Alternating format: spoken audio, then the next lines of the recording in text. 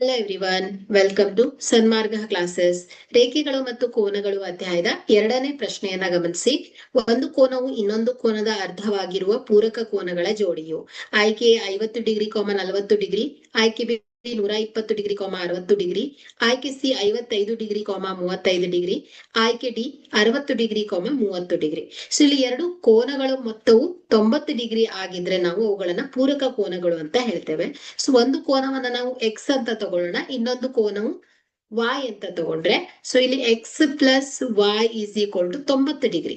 So ಇಲ್ಲಿ ಪ್ರಶ್ನೆಯಲ್ಲಿ ಏನ್ ಕೇಳಿದಾರೆ ಅವರು, ಒಂದು ಕೋನವು ಇನ್ನೊಂದು ಕೋನದ ಅರ್ಧದಷ್ಟಿದೆ ಅಂತ ಹೇಳ್ತಾ ಇದ್ದಾರೆ. ಸೊ ಹಾಗಾದ್ರೆ ಇಲ್ಲಿ ಎಕ್ಸ್ ಈಸ್ ಈಕ್ವಲ್ ಟು 1/2 ಅಂತ ತಗೊಂಡ್ರೆ ವಾಯ್ ಈಸ್ ಈಕ್ವಲ್ ಟು ಏನಾಗತ್ತೆ ಹೇಳಿ.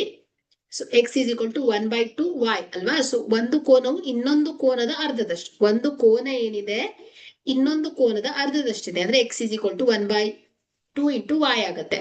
ಸೊ ಹಾಗಾದ್ರೆ y is equal to 2x ಆಗುತ್ತೆ. ಸೊ ಈಗ ನಾವು ವಾಯ್ ನ ಬೆಲೆ ಏನ್ ಮಾಡ್ಬೇಕು ಹೇಳಿ, ಮೊದಲನೇ ಸಮೀಕರಣದಲ್ಲಿ ಆದೇಶಿಸಿದ್ರೆ x plus 2y is equal to 90 degree.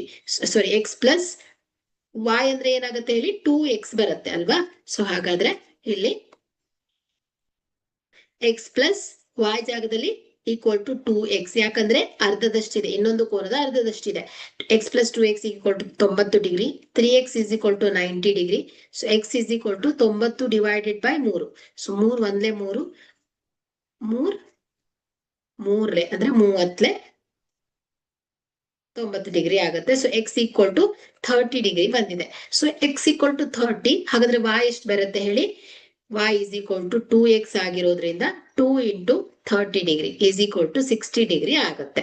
ಹಾಗಾದ್ರೆ ಇಲ್ಲಿ x 30 ಡಿಗ್ರಿ, y 60 ಡಿಗ್ರಿ ಅಂದ್ರೆ ಇಲ್ಲಿ ಪೂರಕ ಕೋನಗಳ ಜೋಡಿ ಏನಾಗತ್ತೆ ಹೇಳಿ, 60 ಡಿಗ್ರಿ, 30 ಡಿಗ್ರಿ ಆಗುತ್ತೆ. ಹಾಗಾದ್ರೆ ಕೊಟ್ಟಿರುವಂತಹ ಆಯ್ಕೆಯಲ್ಲಿ ಡಿ ಸರಿಯಾದ ಆಯ್ಕೆ ಆಗುತ್ತೆ. Okay, thank you.